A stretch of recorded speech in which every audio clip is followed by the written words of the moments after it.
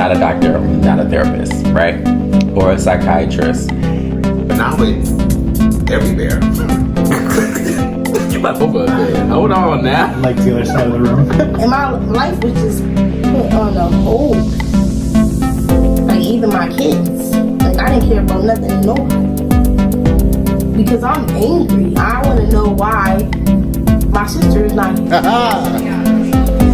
All the men's love. Can't call you. Those are the very sad moments. You know, be very clear.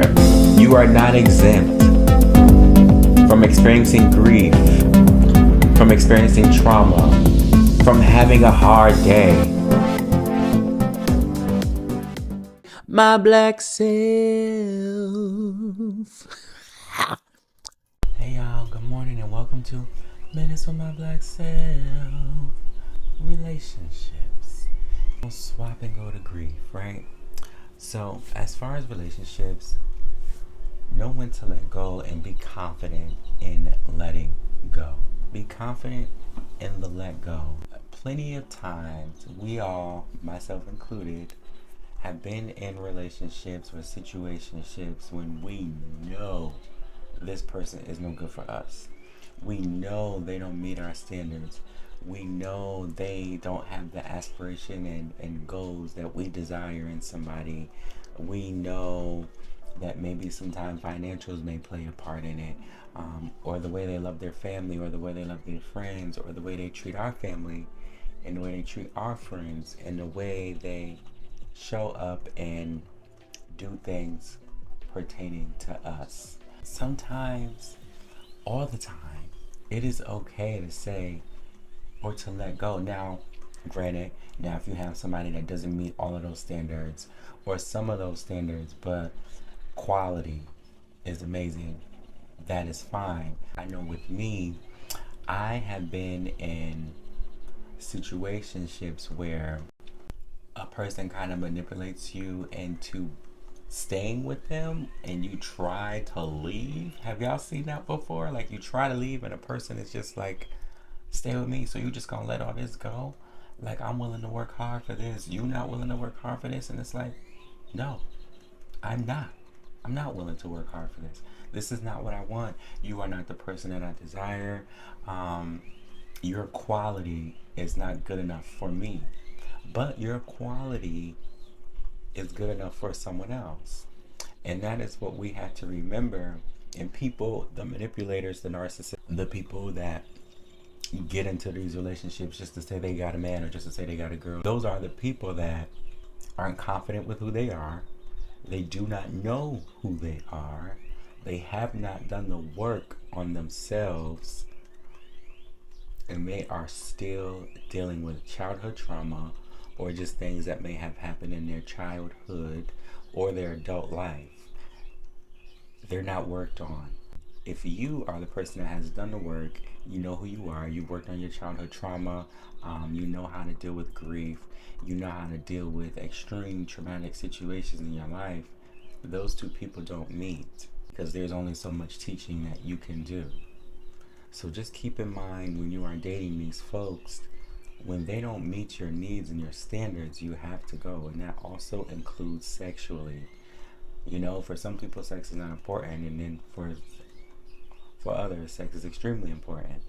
So if you meet somebody that's not satisfying those sexual needs, you got to figure out how they're going to satisfy it, or you got to go, because ultimately you will not be happy. You will not be a happy camper. I've also been in situations like that.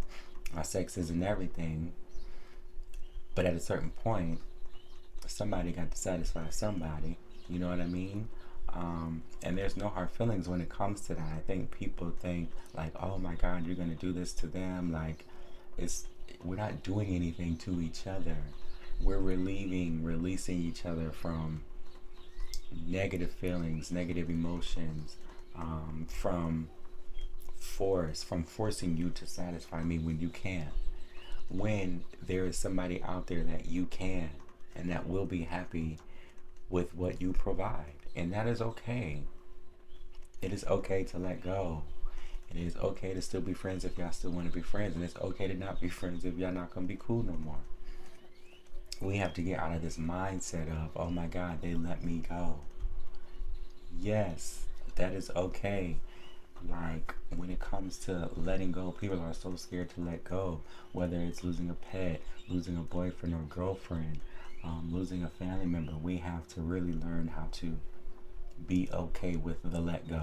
Do y'all have like recollections or like, I don't want to call it a deja vu. I'm not sure what it's called. If you know what this is called, please let me know. But like real time shit.